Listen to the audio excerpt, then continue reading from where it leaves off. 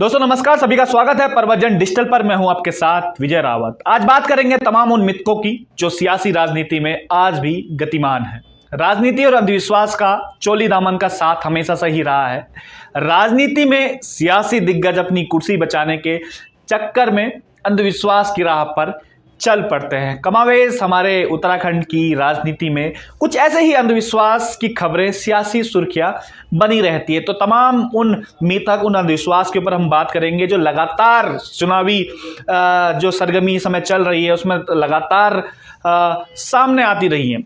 राज्य निर्माण से अब तक उत्तराखंड में मिथकों का एक दौर जारी है। चलिए आपको बताते हैं कौन कौन से वो मिथक रहे हैं। सबसे पहले जो मिथक है और सबसे बड़ा जिसको हम मिथक कहेंगे कि जो भी अब तक सीएम बना वो अपना अगला चुनाव हार गया। ये बहुत बड़ा मिथक उत्तराखंड में है। पहले जो मनोनीत मुख्यमंत्री थे नित्यानंद स्वामी, उन्होंने चुनाव ही नहीं लड़ा। उसके बाद एनडी तिवारी आई, वो भी चुनाव मैदान में नहीं उतरे। लेकिन जब 2007 में बीसी खंडूड़ी सीएम बने और वो अपना अगला चुनाव हार गए। 2012 में हरीश रावत मुख्यमंत्री बने, तो 2017 में जब चुनाव हुए तो दो सीटों से उन्हें करारी शिकस्त मिली। एक किच्छा से, एक हरिद्वार ग्रामीण से। सिर्फ एक भगत सिंह कोश्यारी ही एकमात्र अपवाद रहे हैं। तो इस बार सीएम पुष्कर सिंह धामी की खटीमा सीट पर सबकी नजरें बनी हुई है। सब ये जानना चाह रहे हैं कि यह मिथक बरकरार रहेगा या मिथक हमारे जो सीएम पुष्कर सिंह धामी है वो तोड़ पाएंगे, क्योंकि भाजपा हाईकमान ने मुख्यमंत्री धामी के नाम पर एकमत होकर धामी को आगामी विधानसभा चुनाव का चेहरा भी घोषित कर दिया है। एवं अपने संबोधन में खुद जो प्रधानमंत्री हैं नरेंद्र मोदी जी, उन्होंने धामी की पीठ थपथपाई और उन्हें मित्र कहकर भी संबोधित किया। एक बहुत बड़ी बात है और एक बहुत बड़ा उन्हें तवज्जो भी दिया गया है जो सीएम का चेहरा उनको बनाया गया। कुल मिलाकर मुख्यमंत्री धामी के लिए एक अग्नि परीक्षा का समय है, क्योंकि यदि इस बार मुख्यमंत्री धामी मिथक तोड़ने में सफल रहे तो दिल्ली की सियासी दौड़ मुख्यमंत्री धामी के लिए और भी आसान रहने वाली है, क्योंकि चेहरा तो वो बनी गए हैं और सीएम के तौर पर भी उनके लिए जो है वो ज्यादा परेशानी नहीं होगी। दूसरा मिथक है, वे भी मुख्यमंत्री से ही जुड़ा हुआ है, कि जो करोड़ों रुपए की लागत का बना पहाड़ी शैली में मुख्यमंत्री आवास है, ये भी इसका भी एक काला इतिहास जुड़ा हुआ है। बल्कि मैं इसको काला इतिहास नहीं करूंगा, इसको कहूंगा कि एक अंधविश्वास इसके पीछे जुड़ा हुआ है। एक मिथक इसको भी कह सकते हैं। मिथक यह है कि जो भी मुख्यमंत्री इस आवास में रहा है, यानी कि मुख्यमंत्री आवास में जो भी मुख्यमंत्री रहा है उसको अपनी कुर्सी से हाथ धोना पड़ा। करोड़ों रुपए खर्च करके यह आलीशान भवन का निर्माण नारायण दत्त तिवारी के कार्यकाल में हुआ और निर्माण का जो कार्य पूर्ण है वो भी तत्कालीन मुख्यमंत्री बीसी खंडूड़ी के प्रथम कार्यकाल में हुआ। खंडूड़ी ही सर्वप्रथम इस आवास में रहे, परंतु वे अपनी कुर्सी से हाथ धो बैठे। तो वहीं से इसका इतिहास शुरू हुआ और उसके बाद अन्य मुख्यमंत्री, इसमें हरीश रावत जी आते हैं। हरीश रावत जी इन मिथकों के चलते सीएम आवास से इन्होंने दूरियां बना ली थी। और अंधविश्वास देखिएगा कि अपने कार्यकाल के दौरान हरीश रावत जी ने एक भी दिन इस बंगले पर पैर नहीं रखा, क्योंकि इस बंगले में जो भी जाता है वो अपनी कुर्सी से हाथ धो बैठता है। लेकिन अब ये देखिएगा कि हरीश रावत ने जो बीजापुर गेस्ट हाउस है उसमें अपना ठिकाना बनाया। कहा जाता है कि हरीश रावत ने अपना घर तो बदला लेकिन वो अपनी किस्मत नहीं बदल पाए, चुनाव वो फिर भी हार गए।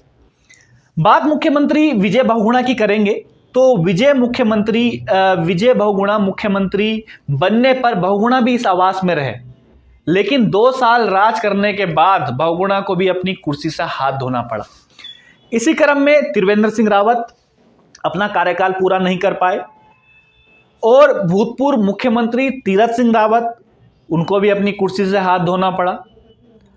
अब ये मिथक लगातार बना ही हुआ है और समय समय पर यह भी देखा गया है कि मुख्यमंत्री आवास में रहने वाला कोई भी मुख्यमंत्री हो वो अपनी कुर्सी नहीं बचा पाया है। मुख्यमंत्री धामी की बात करें तो मुख्यमंत्री धामी भी मुख्यमंत्री आवास में रहकर इस मिथक को तोड़ने की होड़ में शामिल हो गए।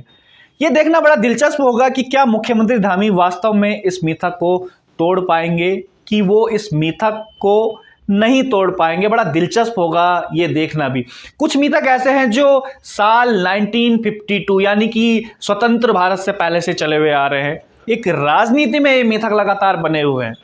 जो गंगोत्री विधानसभा उत्तरकाशी जीत पाया है, सरकार उसी की बनी है। ये बड़ा लंबा मिथक है, इतिहास है इस मिथक का भी, कि उत्तराखंड सियासत में गंगोत्री विधानसभा क्षेत्र राजनीतिक पार्टी के लिए खासा मायने रखता है। आगामी विधानसभा चुनाव से पहले तमाम राजनीतिक दलों में ये चर्चा है कि जिस पार्टी का प्रत्याशी गंगोत्री जीतता है उत्तराखंड में, उसकी ही सरकार बनती है। स्वतंत्रता मिलने के बाद से लेकर चुनाव तक इस पर जिस भी पार्टी का प्रत्याशी जीत कर आया है सूबे में, उसकी ही सरकार बनी है। बड़ा कमाल का मिथक है कि जिसने गंगोत्री जीता सरकार उसी की बनी। 1957 के आंकड़ों पर हम गौर करें तो चुनाव सबसे पहले कांग्रेस प्रत्याशी जयेंद्र निर्विरोध निर्वाचित हुए थे और राज्य में कांग्रेस ही सत्तासीन हुई। इसके बाद 1958 में उत्तर प्रदेश की उत्तरकाशी सीट से कांग्रेस के रामचंद्र उनियाल विधायक बने तो राज्य में कांग्रेस की सरकार बनी, क्योंकि उस समय उत्तरकाशी विधानसभा थी, गंगोत्री विधानसभा उसके अंतर्गत आती है। इसके बाद 3 बार कांग्रेस के कृष्ण सिंह विधायक बने तो प्रदेश में फिर से कांग्रेस की सरकार बनी। 1974 में उत्तरकाशी जो विधानसभा है वो अनुसूचित जनजाति के लिए, वो अनुसूचित जाति, माफ कीजिएगा, अनुसूचित जाति के लिए आरक्षित हो गई।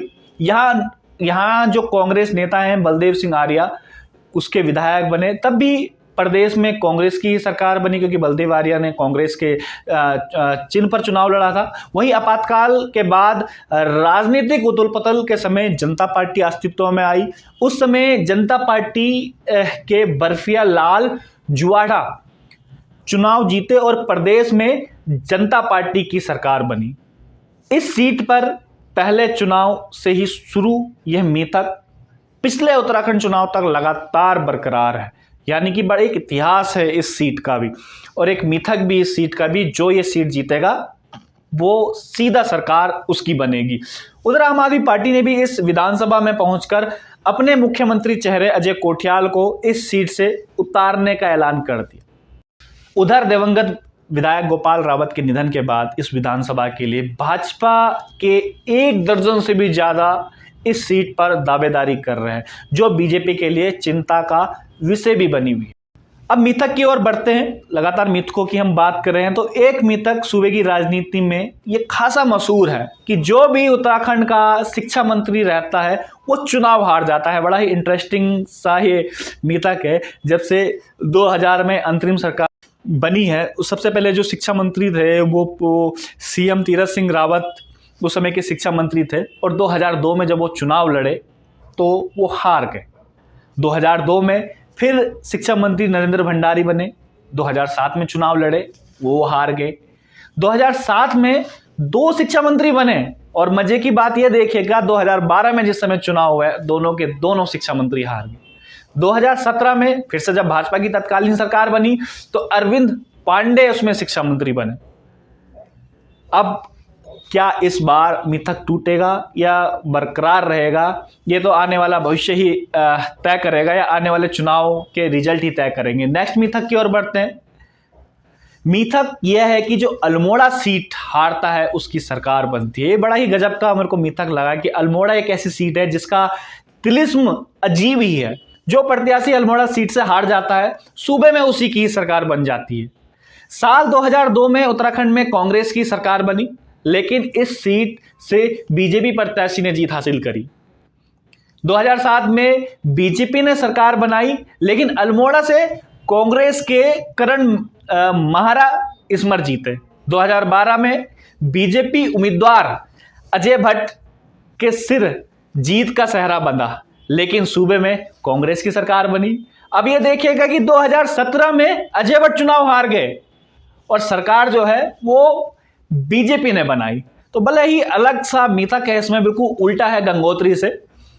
ये वो तमाम मिथक थे जो उत्तराखंड की राजनीति में अभी भी बरकरार है। आपको क्या लगता है कि कौन से मिथक इस बार टूटेंगे और कौन से मिथक बरकरार रहेंगे? जरूर कमेंट बॉक्स में जरूर बताइएगा कि उत्तराखंड में कौन से मिथक आपको सबसे ज्यादा पसंद आए या कौन से ज्यादा इस बार मिथक लगता है कि ये इस बार टूटेंगे ही टूटेंगे। तब तक के लिए मुझे दीजिए इजाजत और देखते रहिए आपका अपना प्रवचन डिजिटल। नमस्कार।